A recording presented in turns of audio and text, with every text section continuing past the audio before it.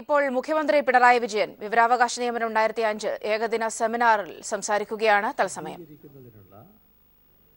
നടപടികൾ സ്വീകരിക്കുന്നത്. ഈ ഒരു പശ്ചാത്തലത്തിൽ അഴിമതിരഹിതമായ ഭരണ സംവിധാനം നാട്ടിൽ നിലനിർത്തുന്നതിന് ഈ നിയമത്തിന് കാര്യമായ തോതിൽ സഹായിക്കാനാവും. പാർലമെൻറ്റ് ഈ നിയമം പാസാക്കിയ അതേ വർഷം തന്നെയാണ് കേരളവും ഈ നിയമം നടപ്പാക്കിയത്. വിവരാവകാശ നിയമപ്രകാരം നിശ്ചിത ഫീസ് അടച്ച് സർക്കാർ ഓഫീസുകളിലെ ബന്ധപ്പെട്ട പബ്ലിക് ഇൻഫർമേഷൻ ഓഫീസർമാർക്ക് നൽകപ്പെടുന്ന അപേക്ഷകളിൽ ബന്ധപ്പെട്ട ഉദ്യോഗസ്ഥൻ മറുപടി നൽകാൻ ബാധ്യസ്ഥമാണ്.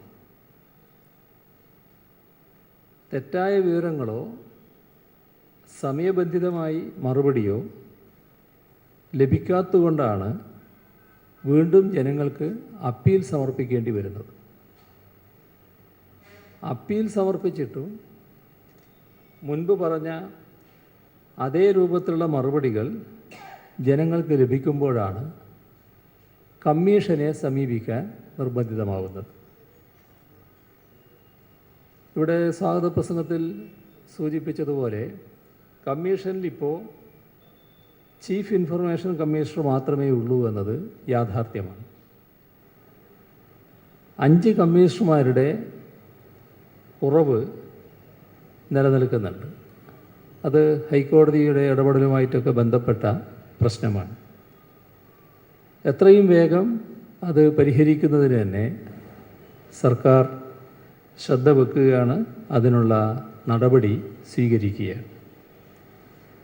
സുതാര്യവും അഴിമതിരഹിതവുമായി കാര്യങ്ങൾ നടക്കണം എന്നത് നാം എല്ലാം ആഗ്രഹിക്കുന്ന കാര്യമാണ്. അപ്പോൾ രേഖകൾ ഇരുമ്പുമറക്കപ്പുറത്താവേണ്ട കാര്യമില്ല. ഈ സുതാര്യത വേണമെന്ന് ആഗ്രഹിക്കലും രേഖകൾ ഇരുമ്പുമറക്കപ്പുറത്താകലും രണ്ടും ഒന്നിച്ചു പോകില്ല. പൊതുജീവിതത്തിലെ ശുദ്ധി നിലനിർത്താനുള്ള സുതാര്യതയാണ് വിവരാവകാശ നിയമം കൊണ്ട് ഉദ്ദേശിച്ചിരിക്കുന്നത്. പക്ഷേ വ്യക്തിപരമായ ദുരുദ്ദേശങ്ങൾക്കായി ഈ സംവിധാനത്തെ ദുരുപയോഗിക്കുന്നവരുമുണ്ട്. അത് കാണാതിരിക്കേണ്ട കാര്യമില്ല. അത്തരത്തിൽ ദുരുപയോഗിക്കുന്നവരെ തിരിച്ചറിയാനും കഴിയേണ്ടതുണ്ട്. പക്ഷേ മറ്റൊരു വശം നമ്മൾ കാണണം, ചിലർ ദുരുപയോഗിക്കുന്നു. അതുകൊണ്ട് അത് മറയാക്കി വിവരങ്ങൾ പൗരന് നിഷേധിക്കാൻ പറ്റില്ല. അങ്ങനെ നിഷേധിക്കുന്നത് ആശാസ്യമായിരിക്കുകയുമില്ല. ഈ വിവരങ്ങളുടെ കാര്യത്തിൽ പുറത്ത് നൽകാവുന്ന വിവരങ്ങളും നൽകിക്കൂടാത്ത വിവരങ്ങളുമുണ്ട്. അതുകൊണ്ടാണല്ലോ ഓത്ത് ഓഫ് സീക്രസി എന്ന ഒന്നുള്ളത്. അതിൻ്റെ ലംഘനമുണ്ടാവാതെ വിവരങ്ങൾ നൽകാനുള്ള സംവിധാനം ഉണ്ടാവണം. ഇപ്പോൾ രാജ്യത്തിന് എത്ര ടാങ്കുണ്ട്, ആണവശേഷി എത്രയാണ്, രാജസ്ഥാൻ അതിർത്തിയിൽ എത്ര സൈനികരുണ്ട്, ഇങ്ങനെയൊക്കെ ഒരു പൗരൻ ചോദിക്കുന്നു സങ്കല്പിക്കുക. ഈ വിവരമെല്ലാം എടുത്തു കൊടുത്തേക്കാൻ ഇൻഫർമേഷൻ കമ്മീഷൻ പറയുന്നുവെന്നും വെക്കുക. ഈ വിവരമൊക്കെ എടുത്ത് പുറത്തു കൊടുത്താൽ അതിൻ്റെ ഗുണമാർക്ക? അത് ശത്രു രാജ്യത്തിനാണ് ഗുണം ലഭിക്കുക. അപ്പോൾ അത് നമ്മൾ പൊതുവെ ആലോചിക്കേണ്ട കാര്യമാണ്. ഇതൊരു കൊടുക്കേണ്ട കാര്യവും കൊടുക്കാൻ പാടില്ലാത്ത കാര്യവും ഉണ്ടാവും. അത് നമ്മൾ തിരിച്ചറിയാൻ കഴിയണം. ഉദാഹരണം പറഞ്ഞു എന്നുള്ളതേ ഉള്ളൂ. ഇത് ആലോചിക്കേണ്ട ഒരു കാര്യമാണ്. ഇപ്പോൾ കേന്ദ്ര മന്ത്രിസഭാ യോഗത്തിൻ്റെ കാര്യമെടുത്താൽ ചില തീരുമാനങ്ങൾ പുറത്തു പോകും മുൻപ് നടപ്പാക്കേണ്ടതുണ്ടാവും. അതപ്പോൾ ആദ്യം പുറത്തു കൊടുക്കില്ല. കാരണം പുറത്തു കൊടുത്താൽ നടപടി നിരർത്ഥകമായി എന്ന് വരും.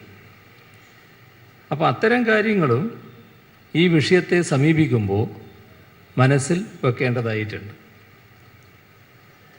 സർക്കാരിൻ്റെ താല്പര്യം ഇവിടെ ശുദ്ധമായി സുതാര്യമായി കാര്യങ്ങൾ നടക്കണം എന്നുള്ളത് തന്നെയാണ്. ചീഫ് ഇൻഫർമേഷൻ കമ്മീഷണർ നടത്തുന്ന പ്രവർത്തനം ഇവിടെ നേരത്തെ സ്വാഗത പ്രസംഗത്തിൽ സൂചിപ്പിച്ചു. ഒറ്റയാളാണെങ്കിലും വളരെ ഫലപ്രദമായി പ്രവർത്തിക്കുകയാണ് എന്ന്. ആ പ്രവർത്തനം അഭിനന്ദനാർഹമായ പ്രവർത്തനമാണ്. വിവരാവകാശ കമ്മീഷൻ്റെ ആസ്ഥാനവുമായി ബന്ധപ്പെട്ട കാര്യങ്ങളിൽ സർക്കാരിന് അനുകൂലമായ സമീപനമാണുള്ളത്. വിവരാവകാശ നിയമം കൂടുതൽ ഫലപ്രദമായി നടപ്പാക്കുന്നതിന് വിവരാവകാശ കമ്മീഷനെയും വിവിധ സർക്കാർ സ്ഥാപനങ്ങളെയും തമ്മിൽ ബന്ധിപ്പിക്കുന്ന ഒരു സോഫ്റ്റ്വെയർ തയ്യാറാക്കുന്നത് സംബന്ധിച്ച് കമ്മീഷൻ ചെയർമാൻ ശ്രദ്ധയിൽപ്പെടുത്തിയിരുന്നു. അക്കാര്യത്തിൽ വിശദമായ ഒരു രൂപരേഖ നൽകുന്ന മുറക്ക് സർക്കാർ അക്കാര്യം പരിശോധിക്കുക തന്നെ ചെയ്യും. അതുവഴി വിവരാവകാശ നിയമം കൂടുതൽ പേരിൽ എത്തിക്കാൻ നമുക്ക് കഴിയും. ഈ സംവിധാനം ആ അർത്ഥത്തിൽ ശക്തമാക്കാൻ പറ്റും. എങ്ങനെയായാലും ഈ സംവിധാനം കൂടുതൽ ശക്തമാക്കിയേ പറ്റൂ. അതോടൊപ്പം തന്നെ സ്കൂൾ പാഠ്യപദ്ധതിയിൽ തന്നെ വിവരാവകാശ നിയമത്തെ സംബന്ധിച്ചുള്ള കാര്യങ്ങൾ ഉൾപ്പെടുത്തുന്ന കാര്യവും പരിശോധിക്കാവുന്നതാണ്. വിവരാവകാശ നിയമം കൂടുതൽ പേരിൽ എത്തിക്കുവാൻ നടത്തുന്ന ശ്രമങ്ങളുടെ ഭാഗമായി നടത്തുന്നതാണ് ഈ സെമിനാർ.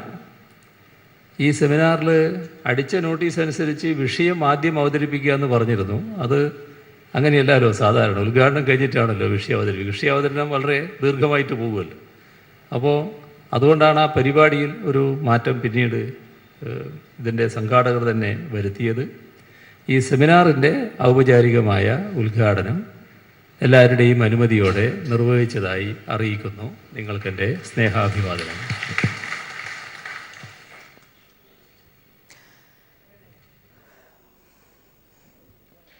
വിവരാവകാശ നിയമം 2005 ഏകദിന സെമിനാർ ഉദ്ഘാടനം ചെയ്ത് സംസാരിക്കുകയായിരുന്നു മുഖ്യമന്ത്രി.